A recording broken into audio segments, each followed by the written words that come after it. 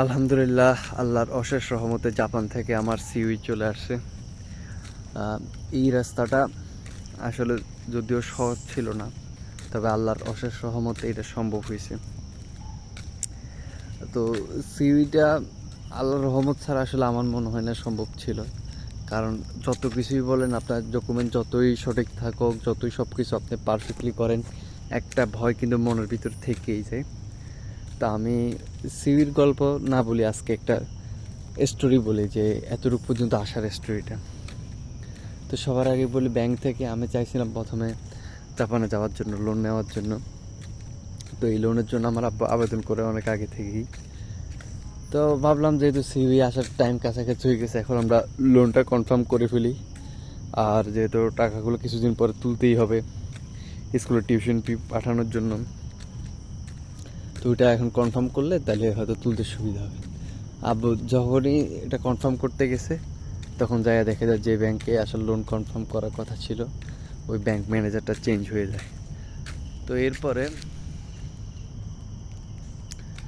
তো এখন নতুন যেহেতু ব্যাংক ম্যানেজার, ও এখন নতুন নতুন নিয়ম মানে কথা বলছে না, আগের যিনি উনি যে হিসাবে লোন দিবে বলছে, এখন আমরা আসলে ওই হিসাবে আপনাকে লোন দিতে পারতেছি না। এখন বলতেছে আমাদের বাড়ির ডকুমেন্টের উপর আমাদেরকে লোন দিবে, ডকুমেন্টগুলো সবগুলো রেডি করার জন্য। তো যাই হোক, ওর কাছে 2 দিন গেল, 2 দিন যাই হোক কোনো কাজ হইলো না। এখন আসলে আমার সিউই আসার টাইম একদম কাছে গেছে, আর এই সময় এরকম একটা নিউজ। তো আব্বু কী করবে অনেক চিন্তা ভাবনা কইরা তারপর চলে গেল এই তারপর চলে গেল বাড়ির কাগজপত্র, যে ডকুমেন্টগুলো ওগুলো অথরাইজ করার জন্য আমাদের পৌরসভাতে, অনুমোদন যেটাকে বলে আর কি। তো পৌরসভাতে যাইয়া যখনই ইয়া নেবে, এটা নাকি ইউনোর কাছ থেকে নেওয়া লাগে। তা ইউনো আবার হয়ে গেছে পরিবর্তন। তো ইউনো পরিবর্তন হওয়ার পর এখন আরেকটা নতুন ইউনো আসা, তারপর উনি সব কিছু গোছাই টোছাই নেও, আরও 1 মাসের মতো সময়। আর এই 1 মাস সময়টা আমাদের হাতে নেই।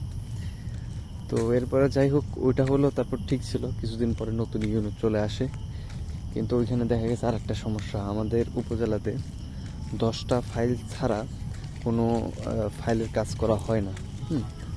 তো এটার জন্য এখন আরেক সমস্যা হয়েছে, যেহেতু গত 2 মাসে মিলে নাকি 6টা ফাইল সংগ্রহ করা হয়েছে ওইখানে, আরও 4টা ফাইল যোগ করে তারপর সাইন করবে।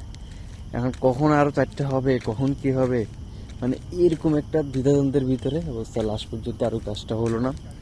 পরবর্তী ধাপ এবার আমরা চিন্তা করলাম যে কাছ থেকে হাওলাত নেওয়া যায়, হাওলাত নিয়ে কাজটা শেষ করা যায়।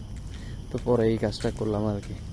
এরপরে সিউই আসার আগে কিছুদিন আগে আমি আমার জন্ম নিবন্ধন চেঞ্জ করলাম। তো জন্ম নিবন্ধন চেঞ্জ করার কারণে আমি ভাবছিলাম হয়তো ওটা পরিবর্তন করার কারণে নাও আসতে পারে। যাক, আল্লাহ ওইটার ক্ষেত্রে আমাকে রহমত করছে। তো এই আর কি, পুরো জিনিসটাই খুব টেনশন। এখন আছি লাস্ট এম্বাসির টেনশনে, যে এম্বাসির জন্য মোটামুটি নাট জেল পেটে আল্লাহর রহমতে আছে, ডকুমেন্টও ঠিক আছে।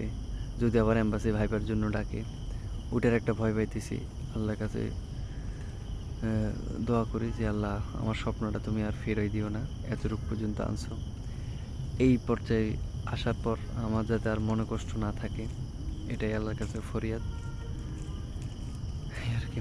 তো এটাই বললাম যে জাপানে যাওয়ার আগে এবং পরে 2 সময় আপনাকে টেনশন মাথায় নিতে হবে, এটা মাথায় ঢুকে ফেলবেন, এটাই।